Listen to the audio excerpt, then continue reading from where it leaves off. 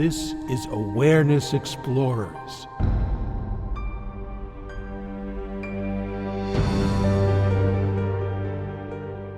Welcome back, fellow explorers, to Awareness Explorers. I'm your co-host, Jonathan Robinson, and I'm with my friend and co-host, Brian Tom O'Connor. And this will be an interesting exploration, Brian. We've talked about it a little bit. We call it being fooled into dualism. And the question is, being that everything is interconnected and it's all one, how is it that we manage to have a nonstop, pretty much, experience of everything being dualistic? And I have a lot to say about it. You probably have a lot to say about it. But my hope is that in this discussion, we will help people see all the ways we get fooled into this so we have a better access to non-dualism, which is really the truth of what actually reality is. But when we started to think about this topic of being fooled into dualism, what showed up in your head? Well, the first thing that popped into my head was language, of course, because language is basically the tool for making distinctions between things. Poison, food, danger, safety. But if all is one, if there's only one thing going on, just energy rising and falling in temporary forms, then language can't possibly describe reality truthfully. It can only give a false sense of duality. And the only other thing is, I thought it was very interesting in this day and age. I thought of the phrase non-binary. What if our thought became non-binary, not in the political or sexual sense, but in the sense that we see that there aren't two things. Right. And that everything is interconnected as one and is also generally part of a continuum. Like, even if you make binary things like good and bad, it gives the impression that things are one way or another, whereas in reality, it'd be easier or better to say that on one side of a continuum might be something that's really good, like Haagen-Dazs ice cream. On the other side is something really bad, like broccoli, and there's everything in between. And that's closer to reality than our black or white way of thinking, which is often motivated by language, and by not just language, but by culture. In our culture, it's more efficient to quickly label things right, wrong, good, bad, Republican, Democrat, innocent, guilty, love, hate, friend, enemy, all these incredibly polarized words that can help people make very quick decisions, but they're very different than seeing things through, say, the lens of continuums or interconnectedness. Yes, I really liked the idea about continue. In fact, I think when we talked about this before, you had a word for it, like continuinism or something like that. Was that it? Or gradations or continuums. Continuums, but you had an ism for it, like Okay. continue, Con- continuism. Continuinism. Continuinism. And I think it's a very good concept, but I think it does only get us halfway there because we're still talking about degrees. So we're still talking about, okay, it's a little less this and a little more that. And so even that can be a concept that is misleading us or fooling us into dualism. I agree with that, although it's easier to jump into the ocean from the sand rather than from the middle of the continent. And I think continuums help see things at least a little bit more accurately, even though that's still another false concept. That the thing that really jumps out at me is the amount of extreme words with reference to either side of a continuum, like good or bad, right or wrong, innocent or guilty, that they just are so far from actual reality, which is so complex and nuanced, that when we even use those words, we're kind of hypnotizing ourselves into extreme dualism. That's right. That's right. And I do agree with your point about jumping into the ocean. That's why I think, noticing the continuum is a good step. You don't have to completely jump all the way into non-dual thought. And certainly it doesn't really help to join the non-dual police where you're jumping on anything anybody says and saying, that's not non-dual, that's not non-dual, which is a contradiction in terms, by the way.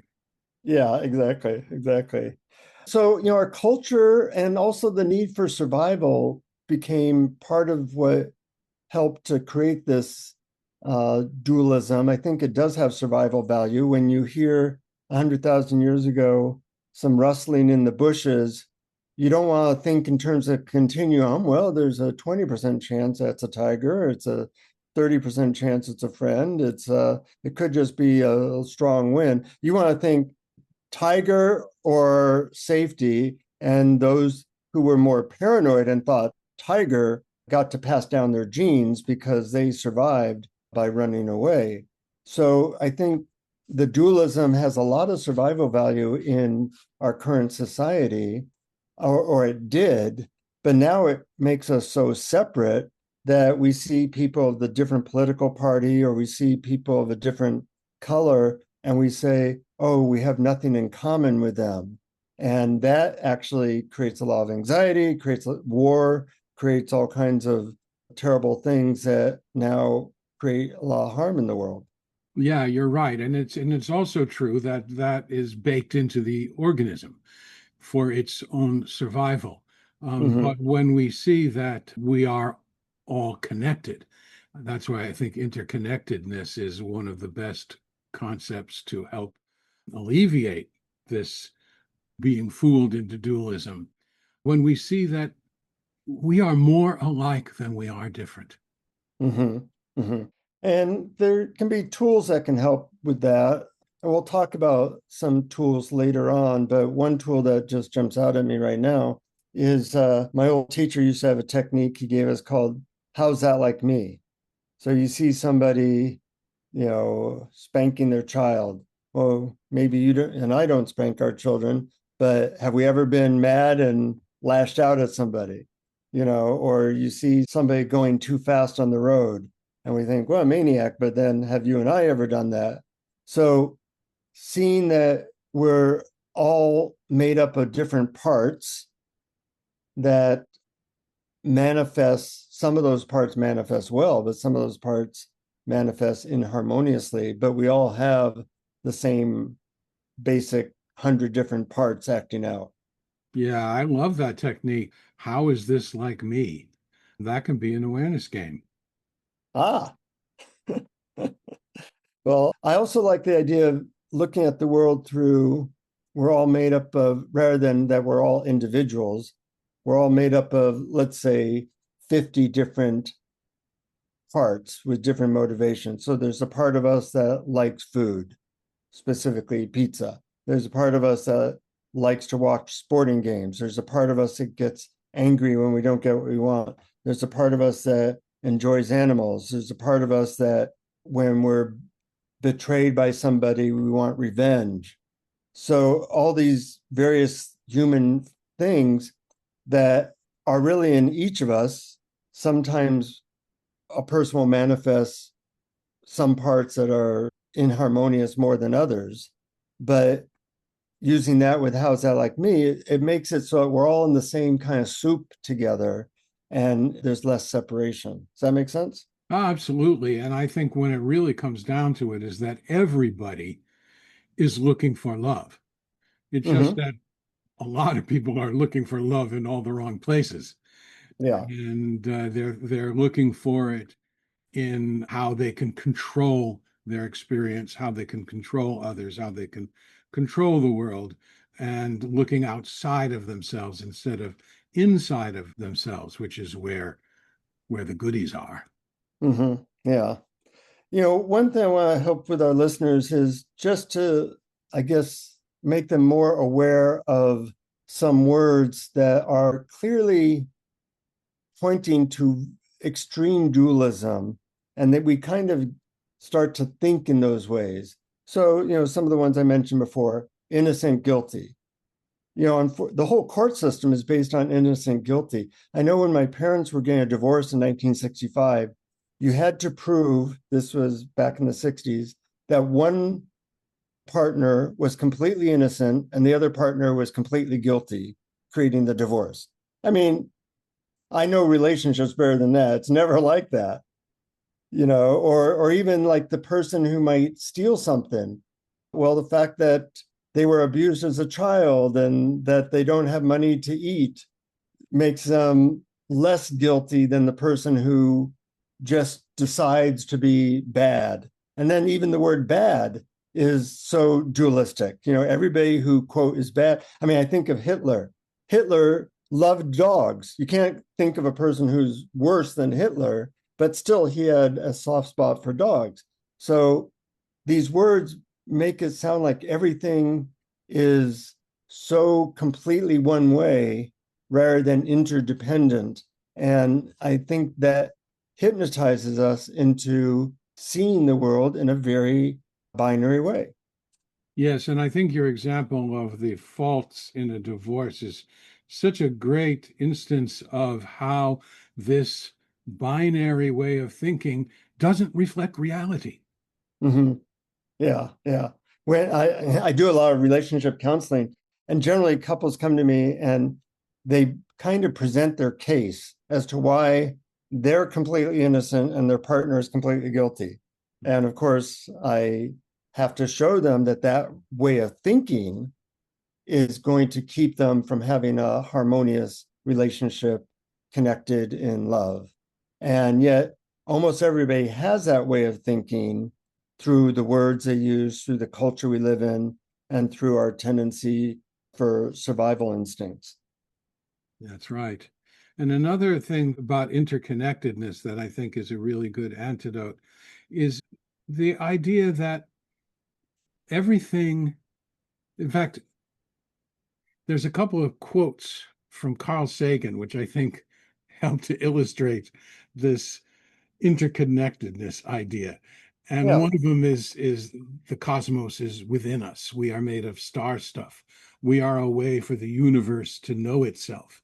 And that is very much in line with current non-dual thought, which is that it's all one. And the idea that there are separate things is just a temporary play of the universe as it wants to experience itself.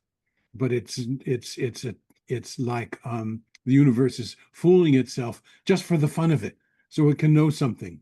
And the other quote I thought was great, and this illustrates how everything is made of something else. Nothing just comes into being on its own. And the quote from Carl Sagan is, "If you wish to make an apple pie from scratch, you must first invent the universe." I love that quote. And as you dive down into it, it means that, well, first you need apples, but how do you get apples? Well, you need a tree. Well, how do you get a tree? Well, you need the soil, and then you're eventually you get down to, stars and explosions and things like that. A favorite author of mine, A.J. Jacobs, wrote a book called Thanks a Thousand. And he decides that he wants to thank everybody involved in his morning cup of coffee. So first he thanks the barista and then the owner of the coffee shop. And then he realizes he has to thank the people that trucked it in. And then he has to thank the people who got the petrol. And then he has to thank the people who got the rubber for the tires. And he's thanking all these people. At some point he realizes, I have to thank every single person on earth for this cup of coffee, because in some way they were all interconnected in it.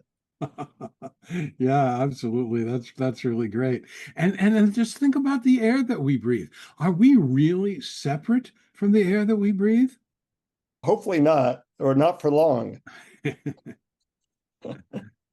Yeah, when they put people in the ISS space station, they have to create, everything, the air, what do you do with the urine? What do you do with the carbon dioxide? It's like, Mhm. and it drives them crazy. There's a million systems on there. I just finished writing a book about miracles out in a couple months, and I'm looking at why scientists don't believe in things like psychic phenomena, despite the fact that about half of Americans have had a psychic event. And part of it is that science is based on putting things in a lab separate from everything else. You want to eliminate all the other factors. And it's really based on a false premise because nothing in the world really is eliminating all the other factors. Now science does work because you can't learn things as you eliminate certain interfering factors, but it is a far cry from being able to really see how reality works, which is completely interdependent. Yes, I happen to think that science is very good at understanding how reality works, just not all of reality yet. Yeah. There are things Yeah. it hasn't well, many scientists do, but some scientists haven't admitted that they haven't figured out why certain things happen, like psychic phenomena. In other words, things that are less repeatable. Um, Right. and it's not that they don't exist, but they haven't figured it out yet. But it's not to say Mhm. that they couldn't, but maybe they might not be able to, because if let's say we talk about the consciousness only model, that all is consciousness and matter is an illusion, then science is never going to solve that one. Right. Right. Yeah.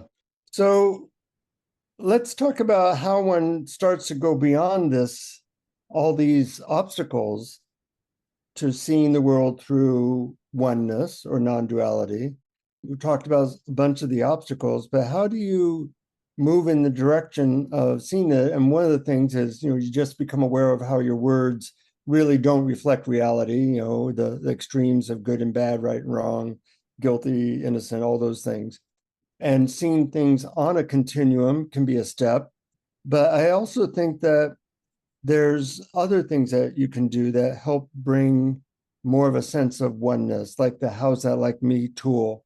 One of my favorite tools that some Gurdjieff groups use, which is kind of funny, is they don't allow people to say the word I. And just saying the word I, you're separating yourself from other people. So people do all kinds of weird things to not use the word I, like the body here is experiencing hunger now, rather than I'm hungry.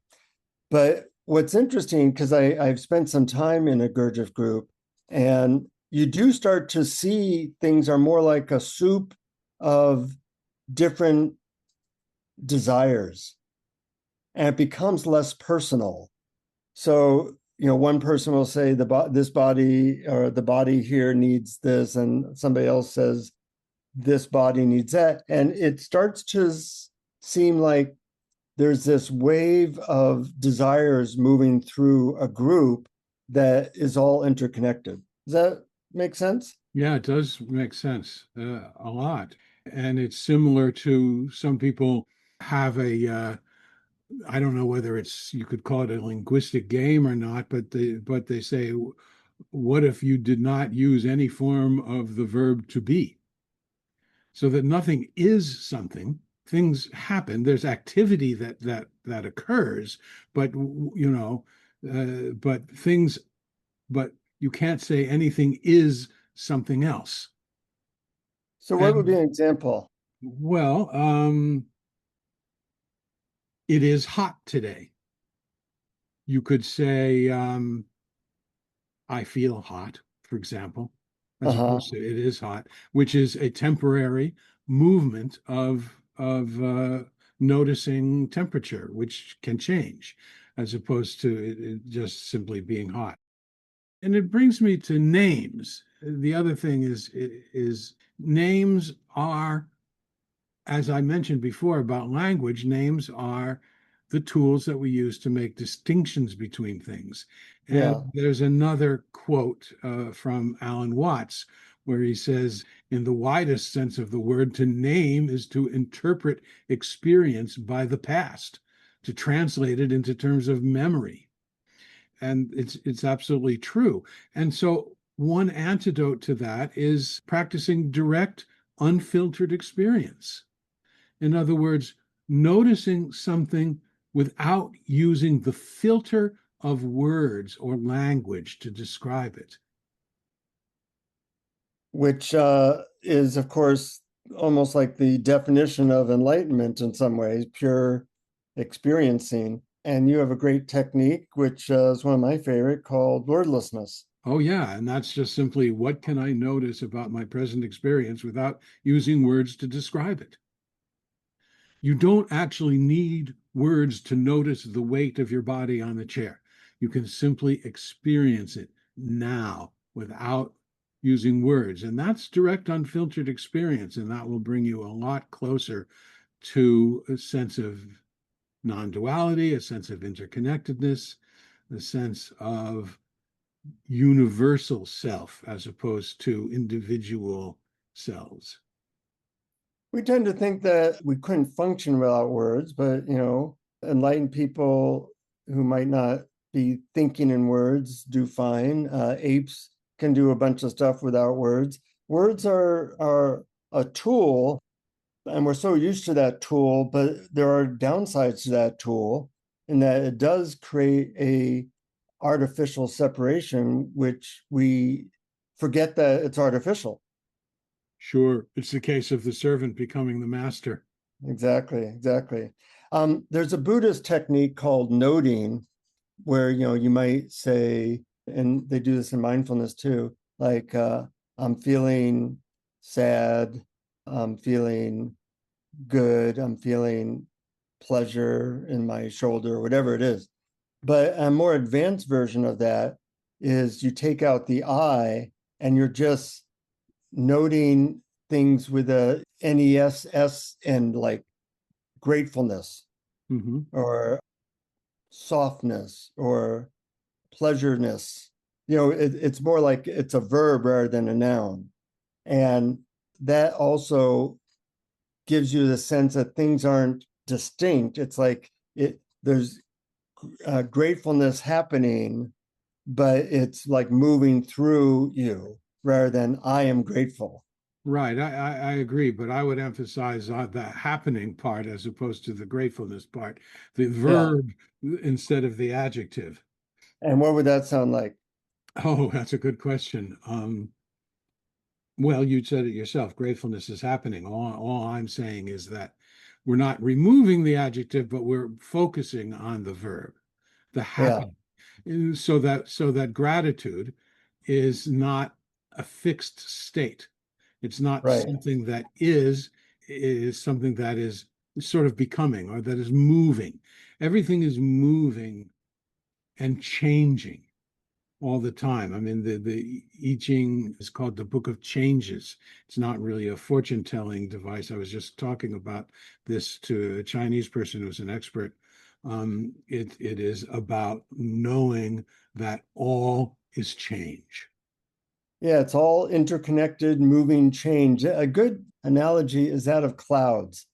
There's no such thing as a cloud. Exactly. Where would you put, oh, here the water vapor is 40% and here it's 33%. Does that mean the cloud ended?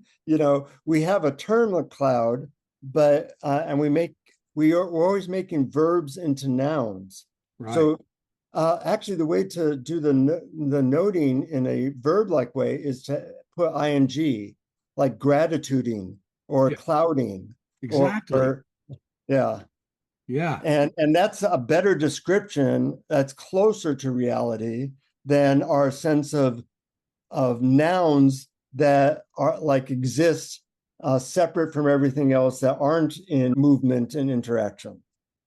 So when we say something like clouding or running, that's closer to taking a noun and putting it into a verb, because really all nouns are verbs because everything's changing. We just kind of take them and freeze them into a noun. But how about you and me? If I say Brian, well, Brian is a verb. You're Brianing right now, and you're always moving, you're always changing. There's always brain cells changing and other cells moving. And yet, because we call it a Brian or a Jonathan, we assume that everything is very still and more like permanent. And that's very different than reality. Absolutely. And in that sense, there's really no such thing, as you mentioned, there's no such thing as a cloud. There's no such thing as a Brian. There's no such thing as anger. There's no such thing as evil or good either.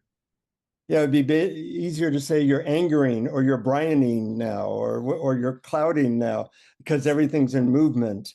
Right. And that gives the sense of impermanence and movement. And then you'd have to add something else to get the interdependenceness of how it's moving into everything else all at once. And the mind is not good at getting all this. The analogy I used once before is my dog will sometimes smell my computer, and it always makes me laugh because a nose is a terrible way of understanding a computer, and a mind is a terrible way of understanding reality. Absolutely. Absolutely. And with the verb thing, I sometimes, awareness, even a word like awareness, which can point us in the right thing, it's not a thing. Right. You It's know, also a verb. yeah. And so in my formula, RAA, relaxing, allowing, awareing, I use the word awareing instead of noticing awareness, although sometimes I like just to say be awareness or just be. Mhm. Yeah. So using more accurate words and realizing how we get tricked into seeing things as still separate things, which is completely different than reality, that can all help.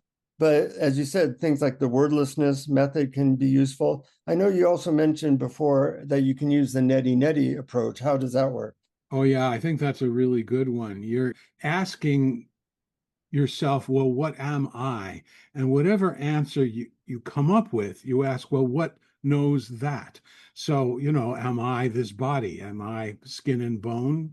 Well, that changes and grows old, but the inner watcher stays the same. Am I this physical pain? And pain comes and goes, but who, who or what is the one that sees it? And it's the same with feelings, emotions or thoughts. Am I this thought? No. What knows that thought? Anything that you can come up with as a definition of who you are is something that can be known by something larger or more spacious or more infinite than that. And of course, these words are inadequate to truly describe it. And so the idea of neti is you keep asking these questions. And what does that appear? Or what knows that? Until you come to a place where words completely fall apart. There are no words, but you sense it. You sense that limitless, choiceless, infinite field of knowingness in which all appears, all names, all forms, all concepts appear and is not name, form, or concept. Yeah, it's a great technique and on many different levels. In the book that's going to come out in a couple months called Opening to the Miraculous, I have a quote which I thought I'd read, which I find interesting. In a recent interview on the Joe Rogan podcast, Harvard-trained astrophysicist Dr. Michelle Thaler said, quote, "The universe may not be built to be comprehensible to the human mind. We only see a little bit of it through the filter of what our minds can ingest. And so we think that there really is such a thing as space and time. We actually think there is a past, a present, and a future, when in fact there may not be." And I find that interesting that the top physicists don't necessarily think that there's even past, present, and future. Einstein said something like past, present, and future don't really exist, they're just an illusion. And our minds are always kind of delineating reality in these bite-sized ways that make us so we don't go completely insane. But the actual reality that we're in might be very different than how our minds interpret it. That's absolutely right. And I think time is really simply a function of the mind. And whether or not that's true, at the very least, you can only experience now. You cannot experience the past. You cannot experience the future. And as a matter of fact, the incessant thinking about the past and thinking about the future is one of the veils that hides our true nature as universal awareness itself. Yeah, a very big veil. And it's funny, in some cultures, they don't have terms for past and future. So they have a very different way of relating to time. And it's interesting to note that we have never, for a single second, spent any time in the past or the future. And that's a very interesting thing that we're like locked into this eternal now. And other than the book, The Power of Now, we don't really talk about how we have spent exactly 100% of our lives in this eternal now because we have so much words focusing on past and future that's almost like now is almost an inconvenience in the way that our culture looks at it. That's absolutely right. We think we've experienced the past and the future because all of our thinking is so obsessed with it. And it goes back to the title of the episode, being fooled into dualism. It's the thinking. It's like Shakespeare's quote, there is nothing either good or bad, but thinking makes it so. Yeah, yeah. So I've found that certain contemplations can be helpful in moving from this dualistic way of looking to a more, call it, holistic way of looking, and then jumping into full non-duality. But everybody has to find their way into it. I find that like even certain terms like all is energy or all is one or everything is interdependent, that these can be phrases that are contemplations that help you point to reality in unique ways. I think those are really good ones. Yeah, any others come to mind? Yeah, I have one which might take a little bit of explaining to do, but it is, are there three separate awarenesses? So let's say I'm aware of body sensations. That Mm-hmm. the feeling of my body on the chair appears in awareness. Let's say I'm aware of a sound outside, the birds or an air conditioner or whatever. That sound appears in awareness. Let's say there's a thought running through my head. Those thoughts appear in awareness. Can I notice the feeling of my body on the chair? Can I notice the sound outside? Can I notice the thoughts appearing? Can I notice all three at the same time? And that they're not separate. Yes. So there three separate awarenesses, one for sound, one for sensations, one for thought? No, they can all be experienced in one awareness. And I think that is a step towards seeing that awareness itself is one thing and that all is awareness. In fact, we have never experienced anything outside of awareness and never could. And nor have we ever experienced anything outside of now. Exactly. Yeah. Or Yeah. ever could. Some contemplations are very interesting. Another contemplation I found, I read somewhere that the average person alive today has over 1 million atoms that were in Jesus or the Buddha currently. Wow. When you try to like grok that or have your mind try to understand that, here's people lived over 2,000 years ago, and yet we are actually sharing their atoms right now. That shows how interdependent everything is Absolutely. and interconnected it all is. So I think there are, besides knowing how words hypnotize us and wordlessness and other methods, that really some of these contemplations on phrases can help a person make the jump into non-dualism. And you have to make that jump. In order to make that jump, you have to kind of let go of your mind. That's exactly right. As a matter of fact, the trap is to be thinking about all of this conceptually and imagining that we can figure it out. And that's not where the understanding happens. We have to drop below the neck.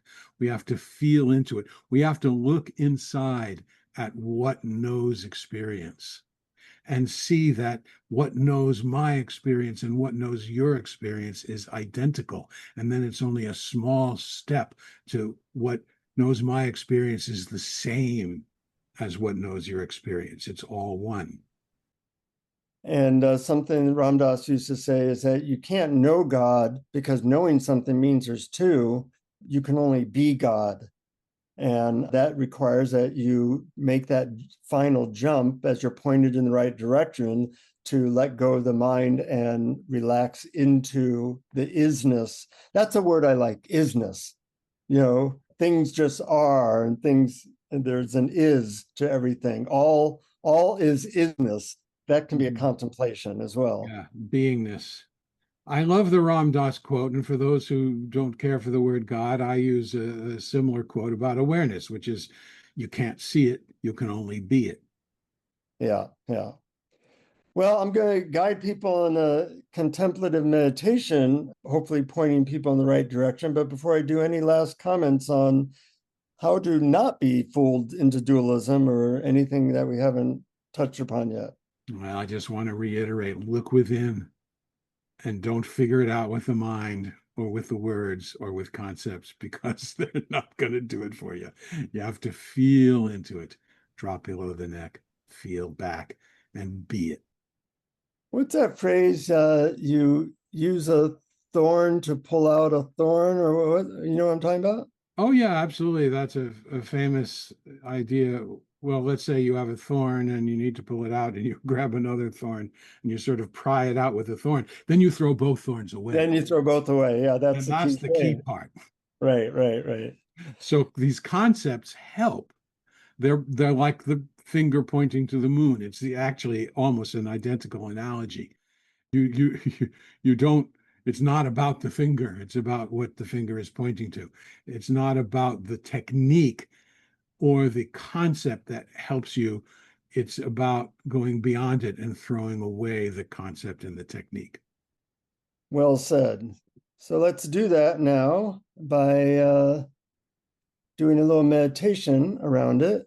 We're Goody. going to basically do a contemplation on how to go beyond dualism. So make yourself relaxed,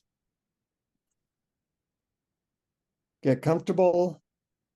If you can close your eyes, take a couple of slow, deep breaths.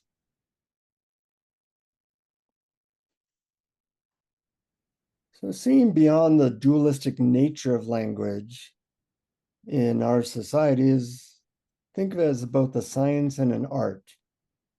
So you're about to be guided into a few ideas and methods that may help you see the oneness and interdependence and interconnectedness of all things. Begin by imagining the world of a dog or a cat. Because they don't have language, they do not live in a world of good and bad and right and wrong in the same way that humans do. Good and bad and right and wrong are concepts in the human mind that are cemented with specific words. In fact, all words create distinctions, and distinctions are all human concepts. Because beyond concepts, reality just is in its infinite and multidimensional complexity, interdependence, and oneness. And one way to tap into this interdependent oneness is to imagine how a baby sees the world without words. Imagine looking out with your eyes to a room you're sitting in and having no words to describe the allness and isness of everything you see and feel and hear.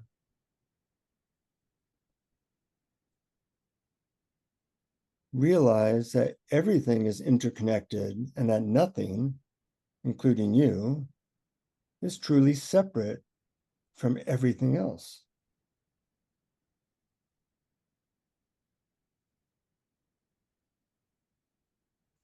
In fact, right now you have over 1 million atoms that were once in the body of Jesus and Buddha. Everything is part of one interconnected, interdependent energy.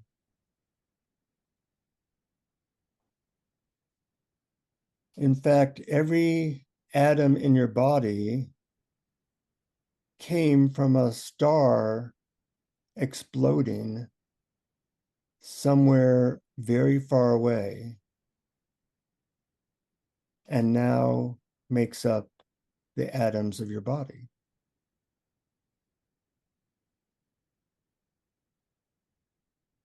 Now consider the question of why you're listening to this meditation.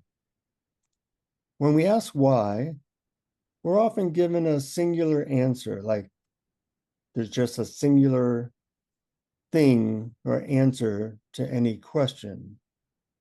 But the reality is that everything has infinite causality because everything is interdependent. That means there are literally infinite reasons why you find yourself listening to this meditation. For example, your DNA can influence what your interests are. Your parents' DNA influences your DNA, and their parents' DNA, and theirs, going back to the dawn of humanity. The culture you grew up in determines your motivations and interests.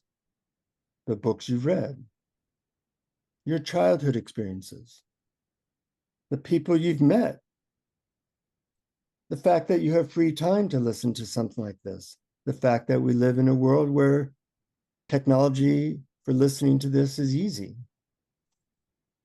the suffering you've experienced in your life has led partly to this interest. The moments of peace you've had has led partly to this interest. I could go on and on and on to infinite causality. Every moment in your life and in the life of the universe has led to this moment. And when you contemplate that, you can begin to feel and notice the oneness and interdependence of all that is. You cannot know non-duality because knowing something involves two. You can only be the one. You cannot know the one. So in this moment, simply surrender to seeing and being with all that is.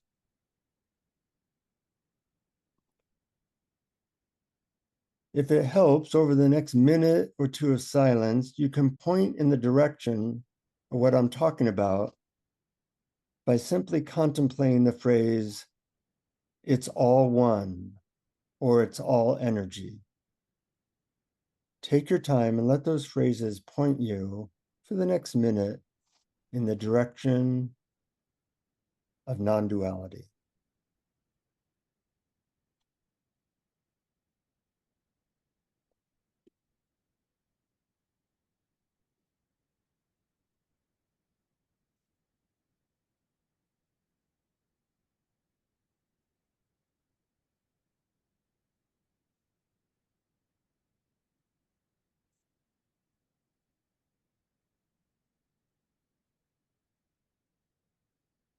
Realize there is no such thing as good or bad in the world of non-duality.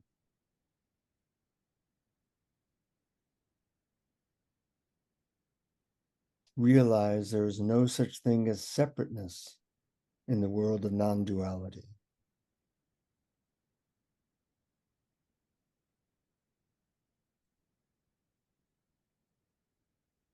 Realize that everything is connected to everything else in the world of non-duality.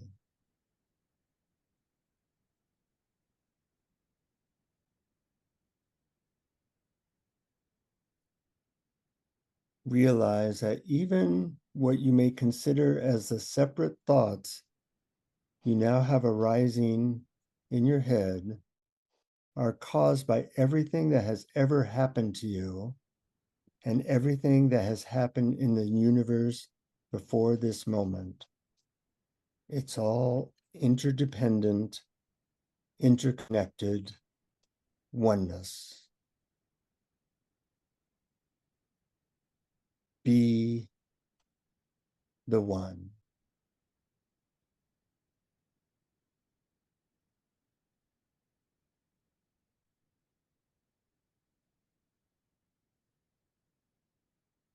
And gradually become aware of your body sitting somewhere, that you're in a room, putting on the suit of artificial separateness and getting ready to slowly open your eyes into a world in which you see both separateness and the oneness always underneath.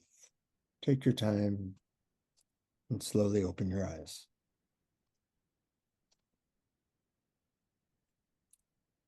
Wow, what a wonderful experiential summing up of everything we talked about in this episode. Good, good. Yeah, I think contemplating certain phrases and such can help launch us in the right direction. And then there's that final letting go that can help us to be the one. Mm-hmm. Yeah, absolutely. I think the perfect progression. Yeah. Well, fun doing another exploration with you, Brian. We don't always know how it's going to turn out, but I learned some good stuff and help to see that my dualistic way of looking at the world is just a imagined mind creation, a concept inside my head. Yep, absolutely. This is a really fun topic to talk about. Yeah. And I mentioned this before. Sometimes I find that talking about these kinds of things sort of puts me right there, and it's sometimes even better than meditation. Yeah, no, definitely. That's part of the contemplation. If you like this stuff and you want extra stuff from us, articles and extra interviews, go to patreon.com/awareness explorers and we'll take any amount of money. We appreciate all your help in making this podcast go on now about 8 years or so. And it's always fun to explore with you, Brian. And to our friends listening, keep exploring. Keep exploring. Thank you for listening to Awareness Explorers. To learn more, you can check out our website at awarenessexplorers.com. Please subscribe to our podcast on your favorite podcast app. We'd love it if you would post a review. And please share our link with family and friends, because knowing yourself as awareness is the greatest gift you can give yourself or someone you love.